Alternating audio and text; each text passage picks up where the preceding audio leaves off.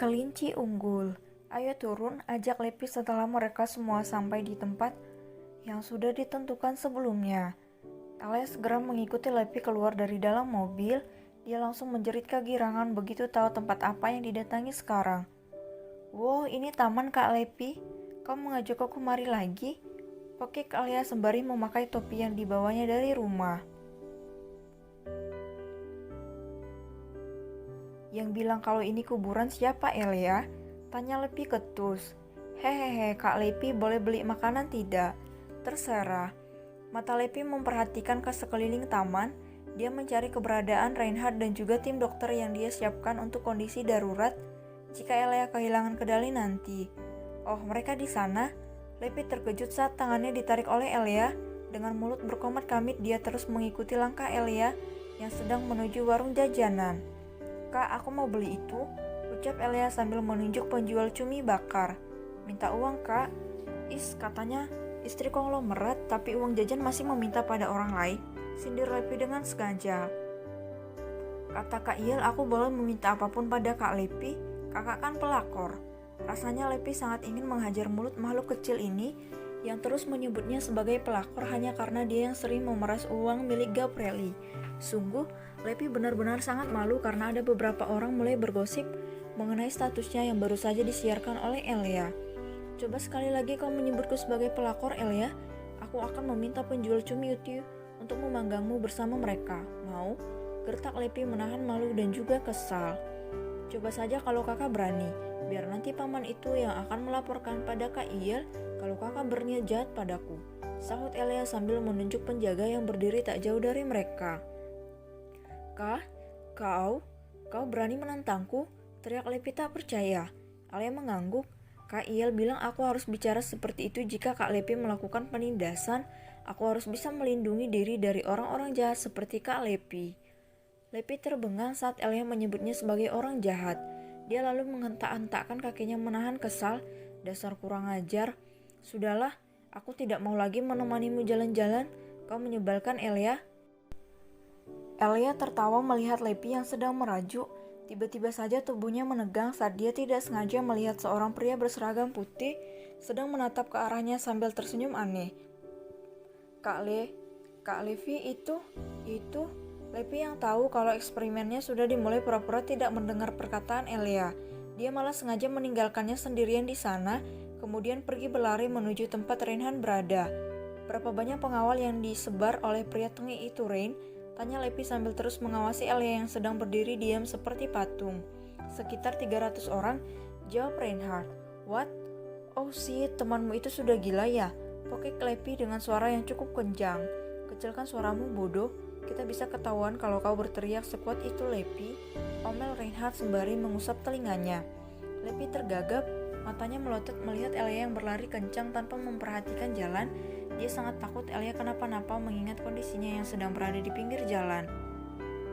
Reinhard, Elia lari, ayo cepat kejar, teriak Lepi panik. Dasar bodoh, kau yang menyarankan eksperimen ini tapi kenapa malah kau sendiri yang ketakutan? Ejek Reinhard. Aku. Reinhard segera mengusap bahu Lepi untuk menenangkannya. Dia sebenarnya juga sedikit cemas, namun karena Gabrieli sudah menceritakan besarnya bahaya yang akan dihadapi Elia, mau tidak mau akhirnya dia setuju juga untuk melakukan eksperimen gila ini. Tenanglah, semua orang yang berjalan di sana adalah anak buahnya Gabrieli. Elia pasti baik-baik saja. Apa kau yakin? Tanya Lepi memastikan. Kau bisa memegang ucapanku? Jawab Reinhard. Sementara itu Elia yang sedang ketakutan terus berlari tak kenal arah. Pikirannya sudah dipenuhi bayangan wajah dokter yang malam itu menganiayanya. Saat Elia sedang dilanda ketakutan, tiba-tiba saja wajah Gabrieli melintas di pikirannya. Kak Iel, tolong aku, ucap Elia sambil menangis. Para penjaga yang sudah bersiap di tempat yang telah ditentukan berdiri siaga saat mereka melihat kedatangan gadis kecil yang sedang menangis sambil terus berlari. Ada tatapan tidak tega di mata mereka menyaksikan ketidakberdayaan gadis yang selalu memanggil mereka dengan sebutan paman. Hicks, Kak Iel, tolong aku. Aku takut sekali, ucap Elia lagi dengan napas terengah-engah. Saking takutnya Elia pada dokter yang tadi dilihatnya, dia sampai tidak sadar kalau sepatunya sudah terlepas sebelah. Dia bahkan tidak peduli lagi saat kakinya berdarah karena menginjak kerikil di jalan yang dilewatinya berusan. Kak Il, tolong aku mohon. Dokter itu datang lagi, dia ingin menyakitiku. Tolong aku, Kak Il, tolong aku. Ella seperti mendapat petunjuk saat dia melihat sebuah tikungan tajam di depannya. Dia lalu menambah kecepatan berlarinya, meskipun harus sedikit pincang akibat luka gores di telapak kakinya yang tak lagi memakai alas. Dengan memberanikan diri, Elia menoleh ke belakang, mencari tahu apakah dokter jahat itu mengejarnya atau tidak. Syukurlah, dia tidak mengejar. Dokter itu pasti tidak sanggup mengejarku yang berlari seperti kelinci unggul. Hahaha, selamatkan aku Tuhan, aku belum mencicipi cumi goreng tadi. Gumam Elia berusaha untuk menghilangkan rasa takutnya. Bruk, tubuh Elia terpental hingga menabrak tong sampah saat dia tidak sengaja bertabrakan dengan seseorang dari arah yang berlawanan. Dia meringis sambil mengusap jidatnya yang terbentur pohon di dekat tong sampah. Sadar kalau dirinya sedang dalam pengejaran orang jahat, Elia segera berdiri kemudian kembali berlari tanpa meminta maaf terlebih dahulu pada orang yang ditabraknya. Namun baru beberapa langkah berlari, Elia mendengar suara rintihan dari arah belakang. Hati kecilnya kemudian memaksanya untuk berbalik dan melihat apa yang terjadi di sana. Ya Tuhan, bagaimana ini? Ucap Elia bingung melihat seorang pria terbaring sambil memegangi dadanya. Elia bimbang. Di satu sisi dia sangat takut tertangkap oleh dokter yang sedang mengejarnya, tapi di sisi lain dia tidak tega melihat pria itu kesakitan. Akhirnya setelah beberapa menit menimbang keputusan, Elia lebih memilih untuk menyelamatkan pria tersebut. Biarlah jika dokter itu menangkapnya, dia pasrah asalkan bisa menolong orang yang sedang kesakitan itu. Astaga, kakek baik-baik saja, mana yang sakit? Teriak Elia shock melihat wajah pucat pria yang ternyata adalah seorang kakek-kakek. Di saat yang bersamaan, Jack yang sedang berlari pagi langsung berhenti begitu dia mendengar suara yang sudah 7 tahun ini selalu dia rindukan. Dalam kekagetannya, Jack tersenyum. Bukan senyum ramah seperti yang biasa dia perlihatkan saat berada di rumah sakit, tapi senyum kepuasan karena dia mendapatkan apa yang sedang dicarinya. Gadis kecilku, akhirnya aku menemukanmu sayang. Jack segera berbalik badan untuk melihat apakah benar kalau suara itu adalah suara milik Elia. Si gadis kecil, pujaan hatinya. Sudut bibirnya tertarik ke atas begitu dia mendapati seorang gadis kecil yang sedang berjongkok di sebelah pria yang terduduk di tanah. Elia, kau memang benar-benar ditakdirkan untuk menjadi milikku. Sayang, kali ini aku tidak akan melepaskanmu lagi seperti dulu. Kau akan menjadi ratu di istana yang sudah aku bangun. Mulai hari ini kau akan tinggal di dalam sangkar emas yang sudah aku persiapkan khusus untukmu. Dengan langkah pasti Jack berjalan mendekati kedua orang tersebut. Begitu sampai dia lalu mengusap bahu gadis kecilnya dengan penuh kerinduan. Elia?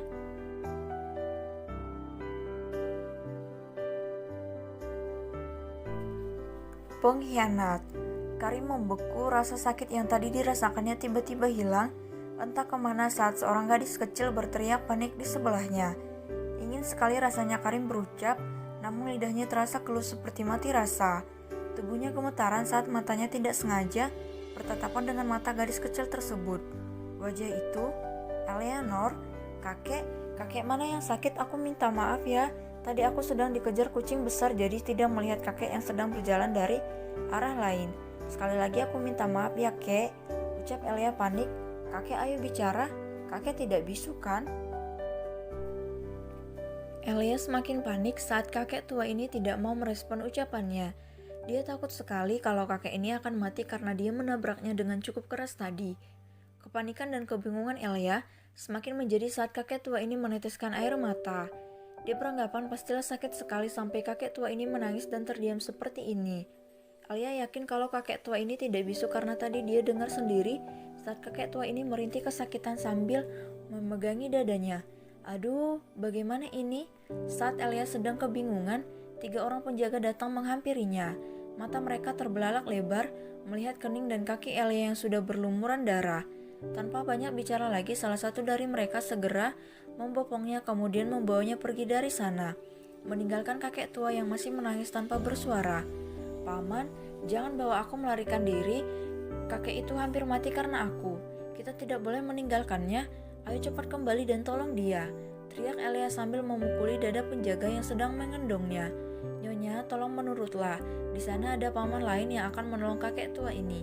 Sekarang kaki dan kening Nyonya harus segera diobati, atau kami semua akan mati dibunuh oleh tuan muda. jawab si penjaga sambil terus berlari. Tapi kasihan kakek itu, Paman. Sepertinya tadi dia kena serangan jantung, ucap Elia lagi. Saya tahu Nyonya, tenang saja, akan ada yang mengurusnya nanti. Paman tidak bohong kan? Tidak Nyonya, saut penjaga. Elia akhirnya menurut dan memilih untuk diam saat penjaga itu membawanya ke sebuah ruko yang tak jauh dari taman. Dia kaget melihat Lepi yang sedang berlari, menghampirinya dengan mata yang berkaca-kaca. Elia, kenapa kau bodoh sekali sih? Mana sepatumu? Teriak Lepi dengan suara gemetar saat dia melihat kaki Elia yang berlumuran darah. Kak Lepi, kakak pengkhianat, tuduh Elia marah. Kenapa kakak pergi saat aku sedang ketakutan tadi? Kalau tidak, di sana ada dokter yang ingin membunuhku. Kak Lepi jahat. Lepi dan Reinhan terpaku mendengar amukan Elia. Mereka tidak menyangka kalau gadis kecil ini ternyata bisa mengeluarkan emosi juga. Paman, ayo pulang ke rumah. Aku akan mengadu pada Kak Iyel saja kalau Kak Lepi sudah mengkhianatiku. Biar tahu rasa dia tidak bisa menjadi pelakor lagi. Sungut Elia sambil mengerucutkan bibir. Sudut bibir Lepi dan Reinhard berkedut mendengar ancaman Elia. Sungguh sedang marah pun makhluk kecil ini masih bisa membuat orang lain menggelengkan kepala dengan tingkah nyelenahnya. Elia, biar aku obati dulu ya luka di kaki dan keningmu. Kalau dibiarkan tanpa dibersihkan dengan segera nanti lukanya bisa membusuk. Memangnya kau mau kalau kakimu dipotong, Bujuk Reinhard sembari meminta pada dokter lain untuk mengambilkan kotak obat. Tenang saja, semua dokter yang ada di sini termasuk dengan Reinhard tidak ada yang memakai seragam dokter. Mereka beralasan kalau bisa mengobati karena dulunya menjadi anggota pramuka di mana setiap anggotanya bisa menguasai sedikit ilmu kedokteran. Alia yang mulai merasakan sakit di telapak kakinya akhirnya menuruti perkataan Reinhard dan membiarkannya mengobati kakinya yang terluka. Dia masih enggan berbicara pada Lepi karena masih menganggapnya seorang pengkhianat yang telah meninggalkannya seorang diri saat dokter jahat itu mengejarnya. Sementara itu, Jack yang mengira kalau suaranya yang dia dengar tadi adalah suara milik Elia, mengumpat kasar begitu gadis kecil yang dia sentuh berbalik badan. Rupanya gadis kecil itu bukanlah Elia, dia wanita yang sudah berumur namun memiliki perawakan mini yang sialnya sangat mirip dengan postur tubuh Elia. Bangsat, jelas-jelas tadi itu suaranya Elia. Aku tidak mungkin salah dengar, tapi kenapa bisa orang lain yang aku temukan? Atau jangan-jangan Elia sudah pergi dari tempat ini? Ah, kesal. Jack sambil mengusap wajahnya hingga memerah. Karena masih sangat penasaran, Jack akhirnya memutari daerah taman untuk memastikan kalau pendengarannya tadi tidak salah. Sambil berkeliling, dia mengirim pesan pada Penry untuk meretas semua CCTV yang ada di taman ini. Dia butuh bukti yang meyakinkannya kalau tadi itu memang benar gadis kecilnya. Suara lembut itu masih terngiang jelas di telinga Jack. Dia ingat betul bagaimana gadis kecilnya merintih sambil memohon agar tidak disakiti. Aku yakin itu pasti Elia. Itu pasti dia. Langkah Jack terhenti saat dia melihat seorang kakek tua yang sedang dipapa oleh dua orang pria yang mengenakan jas berwarna hitam khas pengawal. Mulutnya membeo saat tahu siapa pria tua tersebut. Tuan Karim, dia kenapa? Penasaran, Jack akhirnya menghampiri mereka, keningnya mengerut melihat wajah Tuan Karim yang sangat pucat dengan tatapan mata yang begitu kosong. Maaf tuan-tuan, apa yang terjadi pada Tuan Karim? Kenapa beliau bisa seperti ini? Tanya Jack sambil menghadang para pengawal itu. Kau siapa? Aku Dr. Jackson, jawab Jack. Apa yang terjadi pada pasienku? Oh, jadi kakek tua ini pasienmu? Tanya penjaga. Iya, beberapa hari yang lalu beliau masuk ke rumah sakit dan aku yang menanganinya. Sekarang tolong beritahu aku, apa yang sudah terjadi? Kedua pengawal itu saling berpandangan. Salah satu dari mereka kemudian menjelaskan apa yang terjadi pada pria tua yang masih betah mematung. Kakek ini tidak sengaja tertabrak oleh nyonya kami dan sepertinya dia sangat kesakitan. Kami bermaksud membawanya pergi ke rumah sakit. Tertabrak? Tanya Jack sambil memperhatikan seluruh tubuh Tuan Karim. Aneh sekali, kalau benar tertabrak seharusnya dia kesakitan, tapi kenapa Tuan Karim malah terlihat seperti sedang shock? Siapa orang yang menabraknya tadi? Ya, tertabrak. Nyonya kami sedang berolahraga dan tidak tahu kalau kakek tua ini akan muncul dari arah berlawanan di balik tikungan. Jadi ya mereka tidak sengaja bertabrakan. Lalu di mana nyonya kalian?